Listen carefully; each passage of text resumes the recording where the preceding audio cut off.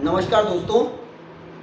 आज की जो मैं वारदात आपके सामने प्रस्तुत करने जा रहा हूँ, ये वारदात सौरी आंटी से शुरू होती है और फिर एक ही पीढ़ी के 3 लोगों को की ऐसी निर्मम हत्या कर दी जाती है, जिससे मध्य प्रदेश का इंदौर ज़िला पूरी तरह से हिल जाता है। कहानी शुरू होती है कि निरंजन देश पांडे जो बैंक में अधिकारी थे और वो बैंक में दूसरी जगह पोस्टिंग थे। उनका परिवार सेठी नगर उज्जैन से इंदौर के श्रीनगर कॉलोनी में उस समय पहले रहने के लिए आया हुआ था। तो उनका परिवार, उनकी सास, उनकी वाइफ मेघा देश पांडे, उनकी बेटी अश्लेषा और उनकी माँ रोहिणी फड़के, 3 लोग इंदौर के श्रीनगर कॉलोनी में रहते थे। जैसा कि वो बैंक में अधिकारी थे और उनकी पत्नी MLM कंपनी में काम किया करती थी। MLM कंपनी के बारे में आप जानते हैं, जिसमें लोगों को जोड़ा जाता है और जोड़ने के बाद अपना ग्रुप बनाया जाता है और एक अच्छी खासी इनकम होती है।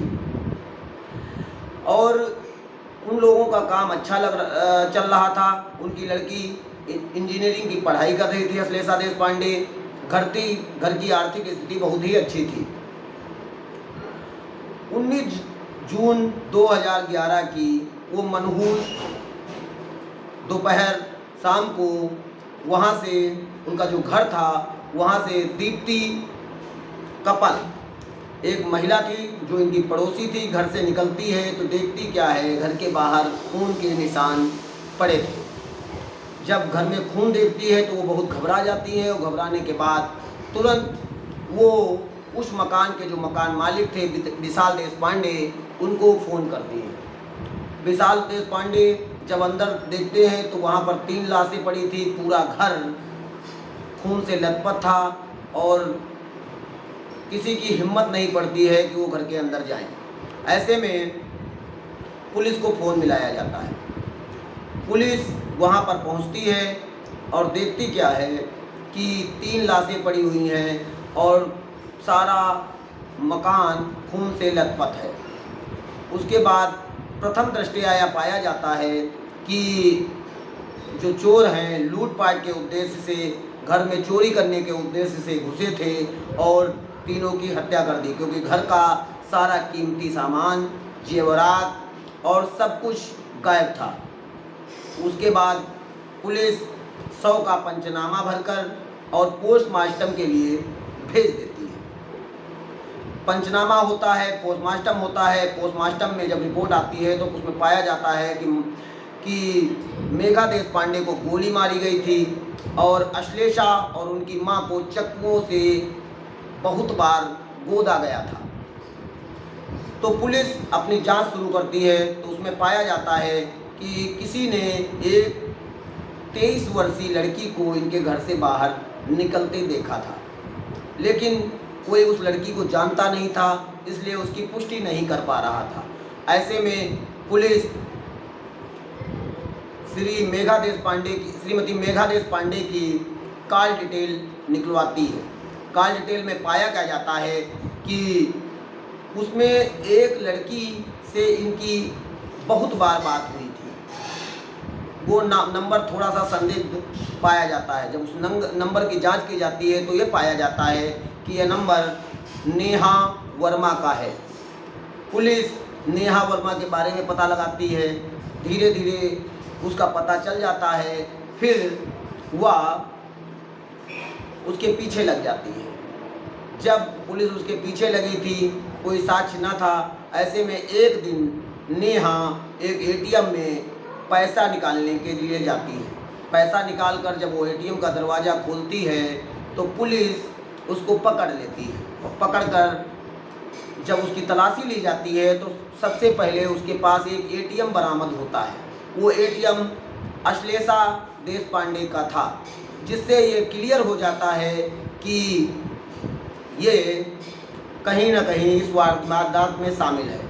जब उसको थाने लाया जाता है, थाने लाने के बाद जब पूछताछ की जाती है तो उस समय जो जिस समय यह घटना हुई थी उस समय वहाँ के जो एसएसपी थे पूर्वी के श्री राजेश रघुवंशी जी, और जो सीओ हुआ करते थे अमरेंद्र सिंह जी, और जो विवेचना अधिकारी थे वाई गायकवाड़, उनसे जब पूछताछ करना शुरू करते हैं तो प्रथम दृष्टया पहले तो इधर उधर की बात करती है, लेकिन पुलिस जब अपने तरीके से पूछताछ करना शुरू करती है तो बताती है कि मुझे बहुत जल्दी अमीर बनने का शौक़ था, मैं बहुत ज़्यादा काम करना चाहती थी। मेरे पिताजी एक वैन ड्राइवर हैं, वो गाड़ी चलाते हैं, मेरे परिवार की आर्थिक स्थिति अच्छी न थी। एक दिन मेरी मुलाकात ऑर्बिट मॉल में श्री मेघा देशपांडे जी से होती है। वो बहुत ही सुंदर, बहुत ही अच्छी और बहुत सी ज्वेलरी और पहने हुए थी। उनको देखने के बाद मुझे लगता है कि ये बहुत अमीर महिला है। जैसा कि मैं ब्यूटी प्रोडक्शन का काम करती थी, ब्यूटी के प्रोडक्टों का सेल का काम करती थी, मैं जानबूझकर उनसे टकरा जाती हूँ। और फिर सॉरी आंटी, मैंने आपको जैसे पूर्व में बताया, सॉरी आंटी कह के शुरू हुआ यह कांड।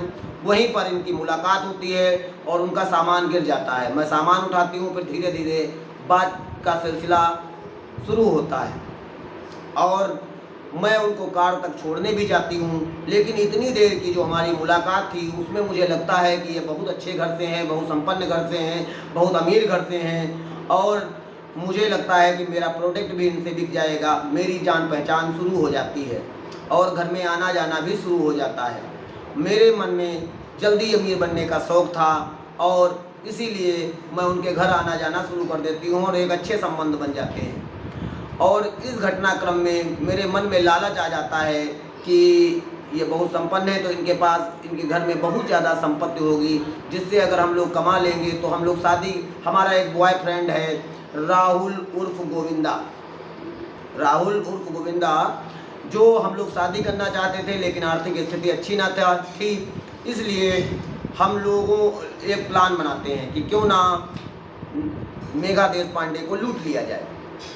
ऐसे में जो हम लोग प्लान बनाते हैं तो पहले मैं उनसे बात करती हूँ। बात करने में एक फॉर्म भरवाने के लिए हम लोग उनके घर जाते हैं। जो फॉर्म भरवाना था वो एक किसी कंपनी में प्रोडक्ट का फॉर्म था और वो फॉर्म भरवाना था, और लेकिन मुझे मालूम था कि वो मुझको पहचानती है, तो वह कहीं ना कहीं इस वारदात को लूटना ही नहीं था, उनको ख़त्म करना भी उद्देश्य था।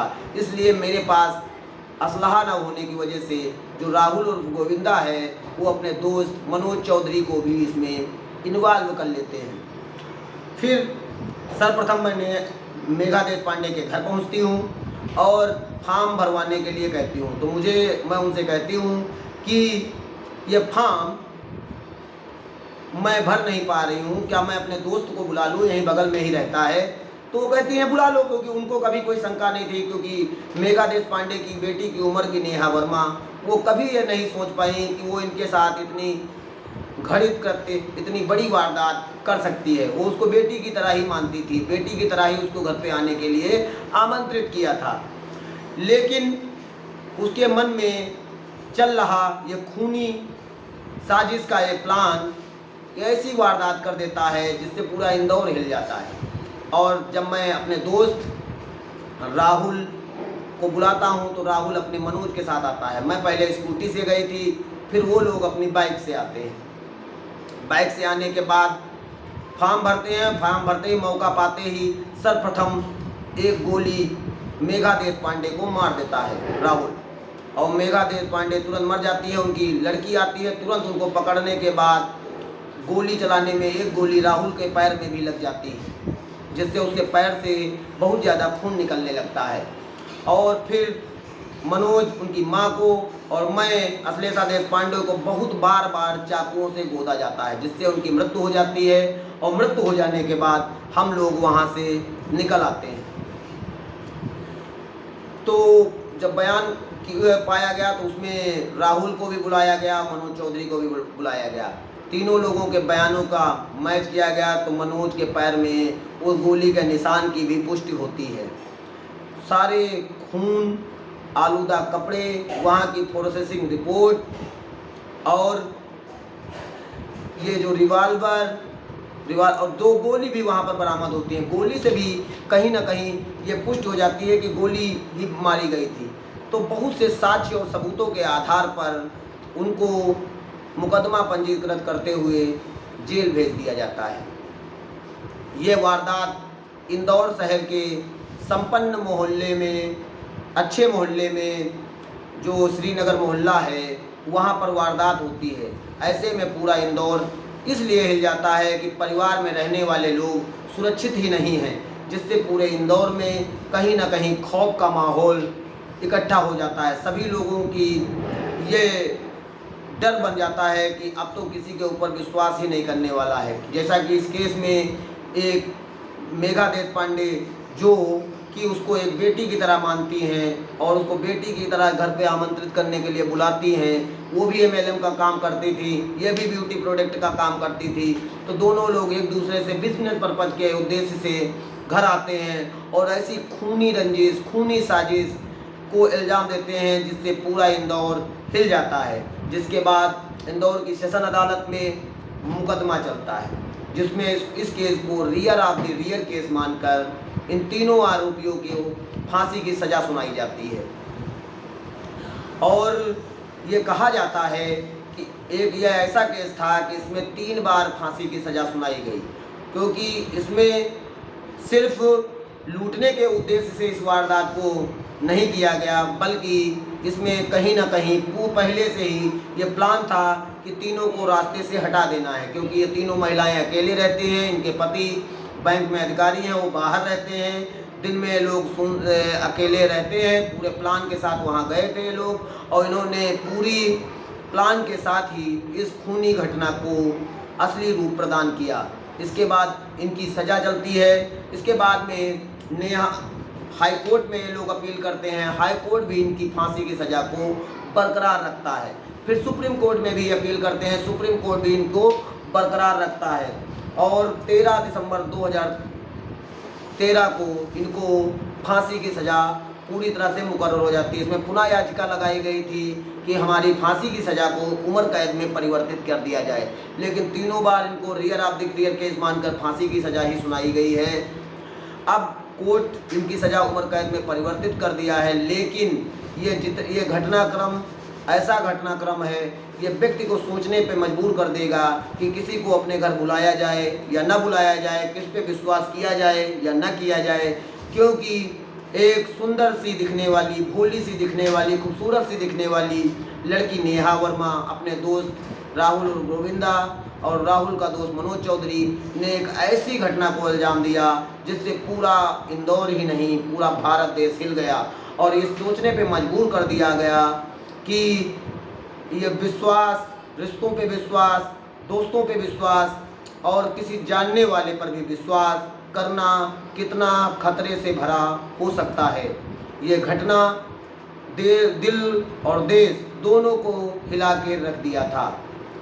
मेघा देशपांडे की ये घटना ने सबको सोचने पर मजबूर कर दिया था।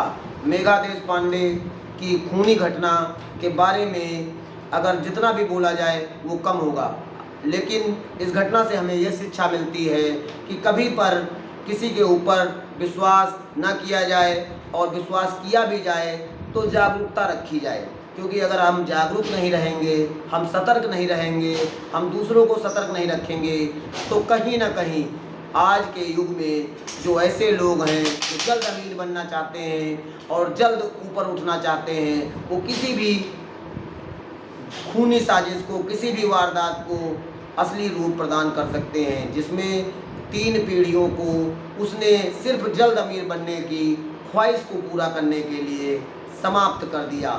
अगर मेरे द्वारा इंदौर की यह घटना आपको अच्छी लगी हो, पसंद आई हो और इससे आप जागरूक रहें तो प्लीज़ मेरे चैनल को लाइक करें, कमेंट करें, शेयर करें और सब्सक्राइब करें और इसी प्रकार की घटनाएं मेरे द्वारा सुनते रहें।